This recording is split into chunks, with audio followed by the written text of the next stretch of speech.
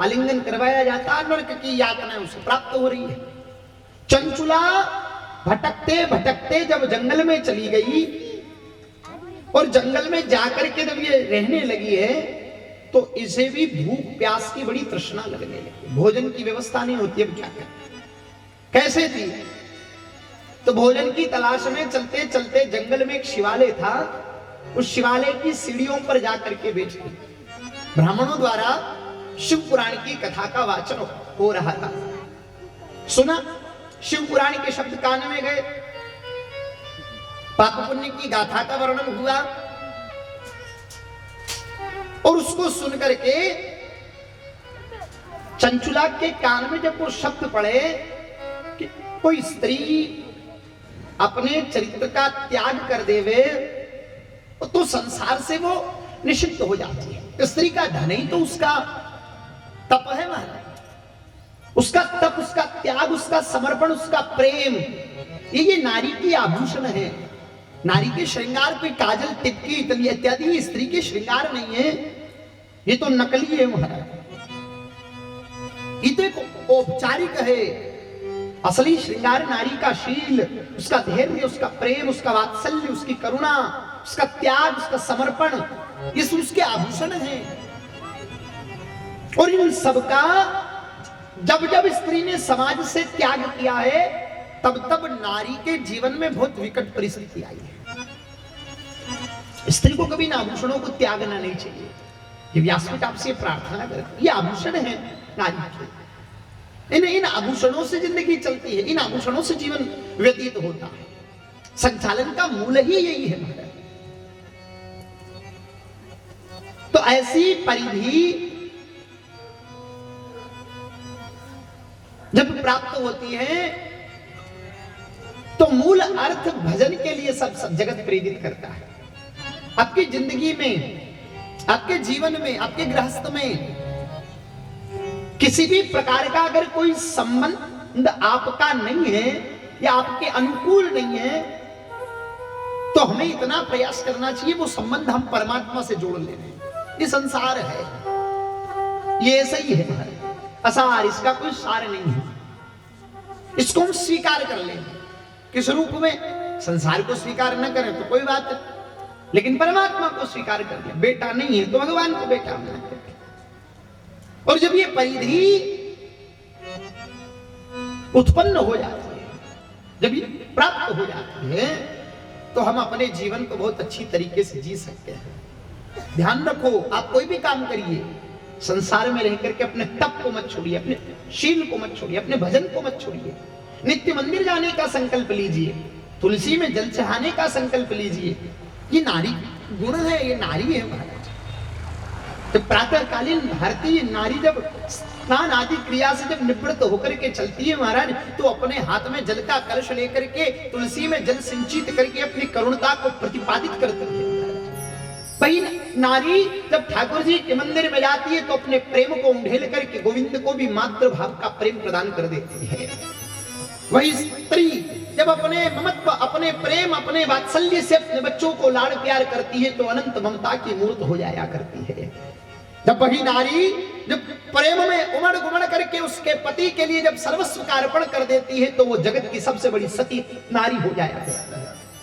वही नारी जब सेवा में सबको स्वीकार कर लेती है, सबको धारण कर लेती है तो उस सेवा त्याग के बल पर वो जगत में मां बनकर के उपस्थित होती है। तो ऐसी नारी के गुण हो, मैं इनके इन प्रकार हर रूप से, हर सत्व से भजन करना न छोड़े। जैसा भी हमें समय मिले हमें निकाल करके भगवान का भजन करने का प्रयास करना चाहिए। भगवान की भक्ति में धीरे धीरे रे मना, धीरे धीरे एक एक कदम को हमें बढ़ाते रहना चाहिए। हम अपने जीवन के एक पद चिन्हों को चलते रहें, एक मार्ग की ओर हम अग्रसर होते रहें। हमारे जीवन की एक परत खुलती रहे महाराज। और जब तक परत नहीं खुलेगी तब तक बात नहीं बनेगी। लेकिन क्या करें महाराज, काम गणो भगवान को भजन वेवे कोई नहीं। या कथा उणरिया 3 घंटा जो गणी ठीक बात है, ये कुकर कुकर टेम निकाल रहे मां आ गया। हाँ मुझे हाथ दन कथा ब्या के पछे पाछे झंझट में पड़ जाऊं। इसलिए संतजन तो कहते हैं, कविजन तो कहते हैं 3 बार जीवो, 1 बार नहीं, 2 बार नहीं, 3 बार रोटी जीवो तो मंदिर तो कम से कम एक बार जाओ। बोले तो भी महाराज हमसे भजन नहीं हुए, 3 बार भोजन भजन 1 बार, जिसमें भी आते हैं झंझट आ जाता है। आते नहीं आते हैं।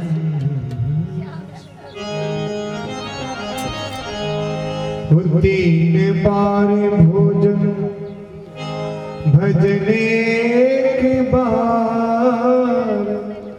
3 बार भोजन भजने के बाद, उसमें भी आते हैं झंझट हजार।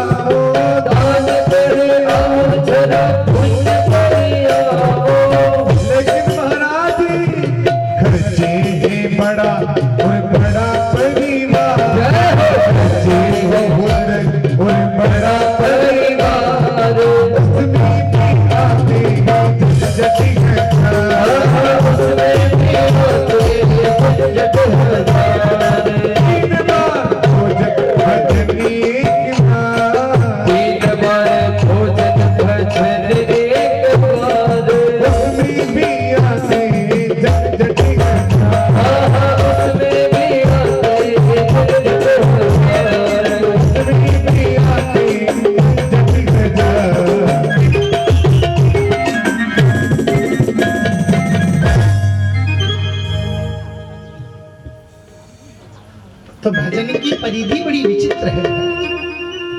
अब परिणाम क्या हुआ, हम अपने जीवन में भजन को स्वीकार नहीं कर पाए, अपने जीवन में अच्छे गुणों को स्वीकार नहीं कर पाए। परिणाम हमारा जीवन बड़ा विकृत हो जाता है। हमारे जीवन को सुंदर हमें बनाने का प्रयास करना, अच्छा बनाने का प्रयास करना। परिणाम क्या निकला, चंचुला और देवराज अधोगति को प्राप्त हो गए, लेकिन शिव पुराण की कथा का शब्द जब उनके कानों में पड़ा तो चंचुला मृत्यु के पश्चात सीधे शिव के लोक में निवास करती है, शिव जी के धाम में निवास करती है, और पार्वती जी अपनी सखी के रूप में इसे स्वीकार करती है। पार्वती की सखी के रूप में जन्म हुआ। अंतिम पड़ाव में भी अगर भगवान का नाम हमारे कान में पड़ जाता है तो हमारी गति निश्चित है। लेकिन महाराज स्थिति क्या हुई, क्या हमारे मन में तो भगवान का नाम तो आता ही नहीं है, परमात्मा का नाम तो निकलता ही नहीं है। क्या कारण रहा उसका? उसका मूल कारण केवल और केवल एक ही होता है कि हमने अपने जीवन की परिधि में भजन नहीं किया। मानस में गोस्वामी जी लिखते हैं, जन्म जन्म मुनि जतन कराई, अंत समय मुख राम न आई। भगवान का नाम नहीं आ पाता किनके बड़े जन्मों जन्मों से जो जतन कर रहे हैं, और हम आप कभी कभार भगवान का नाम ले लेंगे तो क्या गारंटी कि अंतिम समय में नाम निकलेगा। और अंतिम समय में नाम भी याद ना आ सके। बोले क्यों? बोले महाराज जन्म ही अस्पताल में हुआ तो मरण भी आजकल अस्पताल में ही होगा। ननिहाल बच्चों को याद रहता है, पहले मामा के यहाँ जन्म हुआ करता था तो बच्चे बार बार मामा के यहाँ जाते थे, आजकल जन्म होता अस्पताल में तो बच्चे अस्पताल में जाते हैं। हाँ, जन्म स्थली से बड़ा संबंध होता महाराज। अच्छा, तो हमारा संबंध इतना है कि हम अस्पताल में ही जाकर के मौत को प्राप्त करते हैं। अब अस्पताल में जाकर के जब हम मरते हैं, मृत्यु को प्राप्त करते हैं तो परिधि तो सब कुछ भूल गए, परिवार खड़ा, बच्चे खड़े,